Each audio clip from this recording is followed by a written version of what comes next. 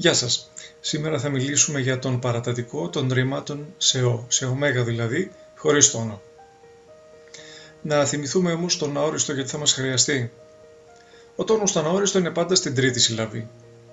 Διαβάζω, διάβασα. Μαζεύω, μάζεψα. Μαγειρεύω, μαγείρεψα. Και όπου δεν έχουμε τρεις συλλαβές, προσθέτουμε ένα έψιλον. Έκανα, έγραψα, έκλεισα. Όπως και διάβασα, μάζεψα, μαγείρεψα. Στην τρίτη συλλαβή. Οι καταλήξεις του αορίστου είναι έγραψα, έγραψες, έγραψε, γράψαμε, γράψατε, έγραψαν. Αυτοί οι κανόνες υπάρχουν και στον παρατατικό, ακριβώς οι ίδιοι. Ο τόνος στον παρατατικό είναι πάντα στην τρίτη συλλαβή. Διαβάζω, θα γίνει διάβαζα. Μαθαίνω, θα γίνει μάθαινα. Μαγειρεύω, θα γίνει μαγείρευα. Και όπου πάλι δεν έχουμε τρεις συλλαβές προσθέτουμε ένα έψιλον. Κάνω, έκανα, γράφω, έγραφα και κλείνω, έκλεινα. Οι καταλήξεις του παρατατικού είναι ακριβώς ίδιες με αυτές του αορίστου. Διάβαζα, διάβαζες, διάβαζε, διαβάζαμε, διαβάζατε, διάβαζαν. Το βλέπετε. Η διαφορά είναι στο γράμμα πριν την κατάληξη. Το διαβάζω έχει ένα ζ πριν την κατάληξη και γίνεται διάβαζα στον παρατατικό. Το διαβάζω γίνεται διάβασα στον αόριστο. Το ζ δηλαδή έγινε σίγμα. Αυτό σημαίνει ότι για να φτιάξουμε τον αόριστο πρέπει να γνωρίζουμε αυτό το γράμμα. Ότι το ζ θα γίνει ξ στην περίπτωση του αλλάζω, άλλαξα.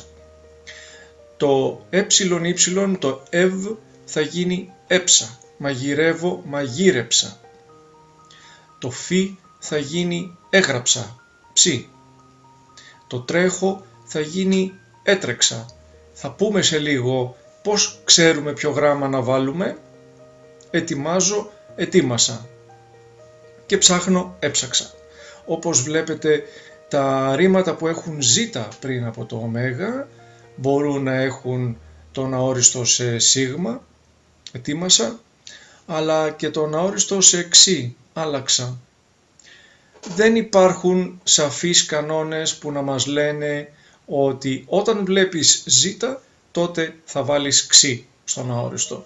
Γιατί όπως βλέπετε στο ετοιμάζω γίνεται ετοίμασα, στο αλλάζω άλλαξα. Στον παρατατικό δεν χρειάζεται να ξέρουμε αυτό το γράμμα για τον απλούστατο λόγο ότι δεν αλλάζει. Δηλαδή, αλλάζω, άλλαζα. Μαγειρεύω, μαγείρευα. Γράφω, έγραφα. Τρέχω, έτρεχα. Ετοιμάζω, ετοίμαζα. Ψάχνω, έψαχνα. Βλέπετε, καμία αλλαγή. Μόνο οι καταλήξεις. Τελειώσαμε με το σχηματισμό. Τώρα θέλουμε να δούμε πώς τον χρησιμοποιούμε τον παρατατικό. Χρήση λοιπόν. Διάρκεια στο παρελθόν. Θέλω να δείξω ότι κάτι έγινε στο παρελθόν και είχε διάρκεια. Όλο τον χρόνο διάβαζα. Έχουμε και δεύτερο χρονικό δείκτη. Πολλές ώρες. Ή πολλές ώρες διάβαζα. Όση ώρα μαγείρευες. Εγώ τελείωσα το βιβλίο. Συνέχεια έπαιρνα το λεωφορείο για το σχολείο. Επίσης, χρησιμοποιούμε τον παρατατικό για να δείξουμε επανάληψη στο παρελθόν. Ότι κάτι γινόταν επαναληπτικά, συνέχεια. Κάθε μέρα ετοίμαζα ένα σάντουιτς για τα παιδιά. Κάθε πότε πηγαίνατε στη θάλασσα όταν ήσασταν στην Ελλάδα? Όταν ήμουν μικρός, συνήθιζα να ανεβαίνω στα δέντρα. Προσοχή! Στα ελληνικά, αυτός που μιλάει αποφασίζει αν θέλει να μιλήσει για την πράξη. Χτες διάβασα ένα βιβλίο. Αυτό θέλει να πει. Ότι έκανε κάτι χτες. Στην άλλη περίπτωση όμως θέλει να δείξει διάρκεια. Χτες διάβαζα ένα βιβλίο. Δείχνει ότι έκανε κάτι και αυτό κράτησε. Εκεί θέλει να δώσουμε την προσοχή μας, στη διάρκεια. Ενώ ο πρώτος θέλει να δώσουμε την προσοχή μας στο τι έγινε ακριβώς.